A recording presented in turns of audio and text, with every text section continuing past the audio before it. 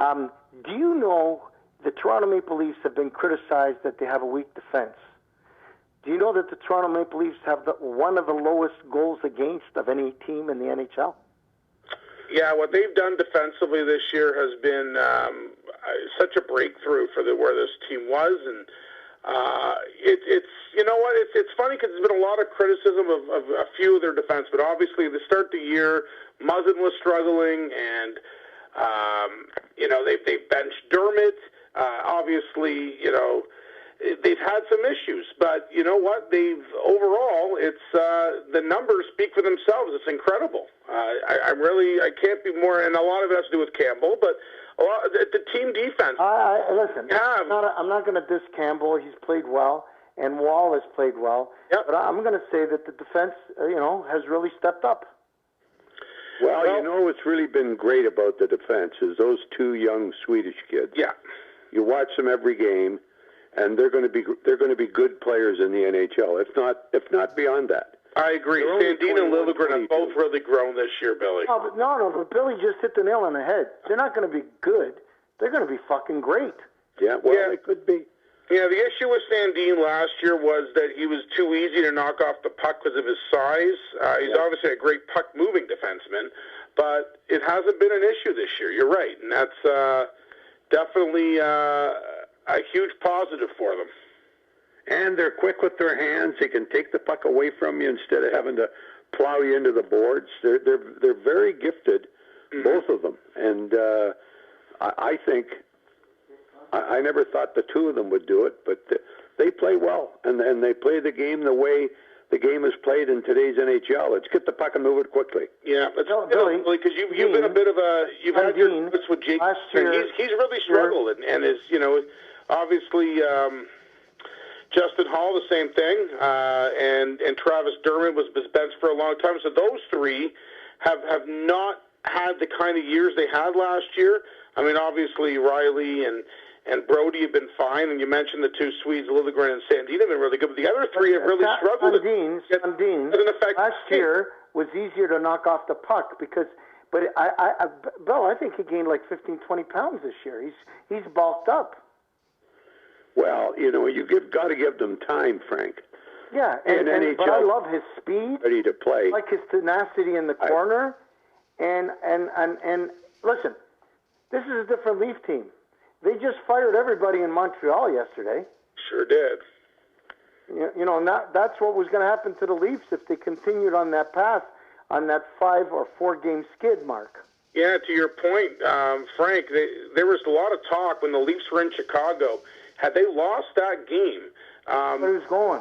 Heads were going to roll, and they ended up coming back from 2-0 down. They won the game. Nylander, I guess, had a big speech at the end of the first period. People have said that was turned around the team for the season, and you're right. Things don't go well in that because they had just got blown out by the AHL Penguins team on the Saturday night. It could have been a very different looking team right now. Well, it shows you how bad they were. Yeah. How well they're playing now. What was the... let's go back. Their defense got stronger, and their special teams did what they're supposed to do, and Austin Matthews and the 4 top monster players have played great. But who's the number 1 Leaf right now? Who's the guy? Who's their Matt Sundin? Who's their franchise player right now? Well, in my mind, it's still Austin Matthews. No, I love Austin Matthews, don't get me wrong. It's the guy, for 2 years, he was the GOAT, and high salary, and everybody wanted to get rid of him, and everybody thought he was a dog. William Nylander.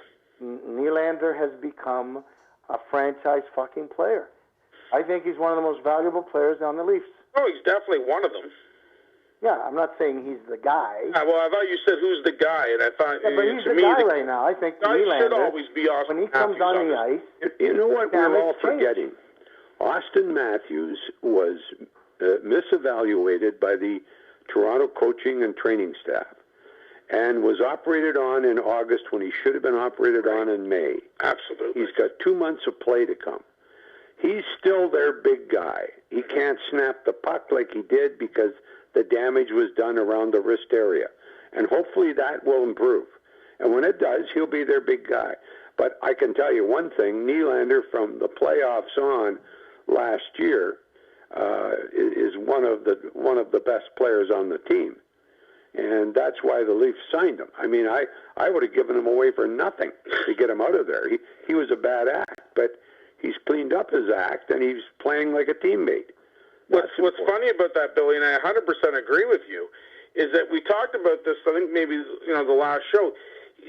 Sheldon Keefe feels it's okay to bench him when he has a rough night or a rough couple shifts, whereas he's been hesitant to do that with Matthews and Marner. So it's just sort of weird that as good as Nylander's been, they don't tiptoe around him the way they do around Matthews and Marner. Well, and there's one other factor that may or may not be significant. The Leafs changed two coaches, one who destroyed the power play, and I don't know who the other was, but they brought in Chenauth and another guy.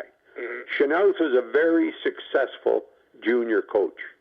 This guy can flat out coach, and so can the other guy. I think that has helped them immeasurably. If the personnel is pretty much all the same, they can kill penalties. They play a positional game like they've never played before. And you can watch them every night and know that they're going to be in the game. Whether it's a nothing going into the last 10 minutes of the game, you can still bet on the Leafs. They'll find a way to get in a goal. And that's something they couldn't do for a long time.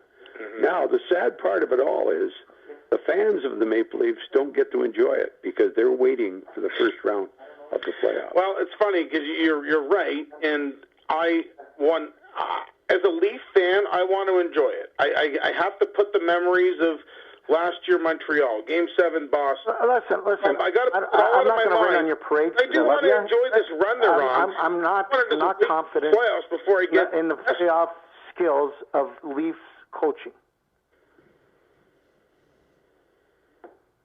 What's that, Frank? Sorry. I love you, Eric, and I don't want to rain on your parade, but I'm not confident in the playoff coaching ability.